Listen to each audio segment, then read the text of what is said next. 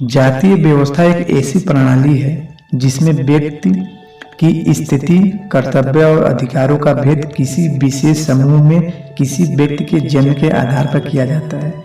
यह सामाजिक असमानता का कठोर रूप है। बाबा साहब आम्बेडकर का जन्म एक महार जाति के एक गरीब परिवार में हुआ था। उनके परिवार को निरंतर सामाजिक और आर्थिक भेदभाव के अधीन रखा गया था। बचपन में उन्हें महार जाति, जिसे एक अछूत जाति माना जाता है, से होने के कारण सामाजिक बहिष्कार, छुआछूत और अपमान का सामना करना पड़ता था। बचपन में स्कूल में के शिक्षक उन पर ध्यान नहीं देते थे और न ही बच्चे उनके साथ बैठकर खाना खाते थे। उन्हें पानी के बर्तन को छूने तक का अधिकार नहीं था तथा उन्हें सबसे दूर कक्षा के बाहर बैठाया जाता था। जाति व्यवस्था के कारण समाज में कई सामाजिक बुराइयां प्रचलित थीं। बाबा साहब आम्बेडकर के लिए धार्मिक धारणा को खत्म करना आवश्यक था, जिस पर जाति व्यवस्था आधारित थी। उनके अनुसार जाति व्यवस्था सिर्फ श्रम का विभाजन नहीं बल्कि मजदूरों का विभाजन भी था। वे सभी समुदायों की एकता में विश्वास रखते थे।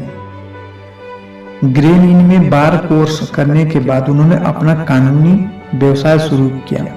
उन्होंने जातिगत भेदभाव के मामलों की वकालत में अपना अद्भुत कौशल दिखाया। ब्राह्मणों के खिलाफ गैर ब्राह्मणों की रक्षा करने में उनकी जीत ने उन्हें भविष्य की लड़ाइयों की आधारशिला को स्थापित किया। बाबा साहब ने दलितों के पूर्ण अधिकार के लिए कई आंदोलनों की शुरुआत। उन्होंने सभी जातियों के लिए सार्वजनिक जल स्रोत और मंदिरों में प्रवेश करने के अधिकार की मांग की। उन्होंने भेदभाव का समर्थन करने वाली हिंदू शास्त्रों की भी निंदा की।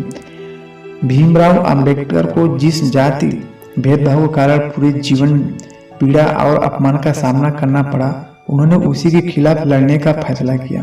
उन्होंने अछूतों और अन्य अपेक्षा समुदायों के लिए अलग चुनावी व्यवस्था के विचार का प्रस्ताव रखा। उन्होंने दलितों और अन्य बहिष्कृत लोगों के लिए आरक्षण की अवधारणा पर विचार करते हुए उन्हें मूर्त रूप दिया। उन्होंने 1932 में सामान्य मतदाताओं के भीतर अस्थायी विधायकों में दलित वर्गों के लिए सीटों के आरक्षण हेतु बाबा साहब आम्बेडकर और पंडित मदन मोहन मालवीय जी के द्वारा पूना संधि पर हस्ताक्षर किया गया। पूना संधि का उद्देश्य संयुक्त मतदाताओं के निरंतरता में बदलाव के साथ निम्न वर्गों को अधिक सीट देना था। बाद में इन वर्गों को अनुसूचित जनजाति और अनुसूचित जाति के रूप में संदर्भित किया गया।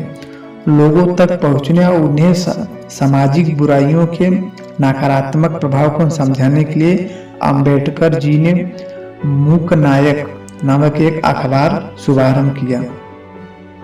बाबा साहब आम्बेडकर महात्मा गांधी के हरिजन आंदोलन में भी शामिल हुए, जिसमें उन्होंने भारत के पिछड़े जाति लोगों द्वारा सामना किए जाने वाले सामाजिक अन्याय के विरोध में अपना योगदान दिया।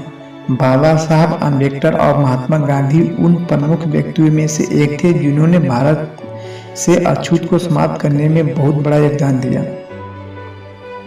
इस प्रकार डॉक्टर भीमराव अंबेडकर जी ने जीवन भर न्याय और असमानता के लिए संघर्ष किया। उन्होंने जाति भेदभाव और असमानता के उन्मूलन के लिए काम किया। उन्होंने दृढ़ता से न्याय और सामाजिक समानता में विश्वास किया और यह सुनिश्चित किया कि संविधान में धर्म और जाति के आधार पर कोई भेदभाव न हो।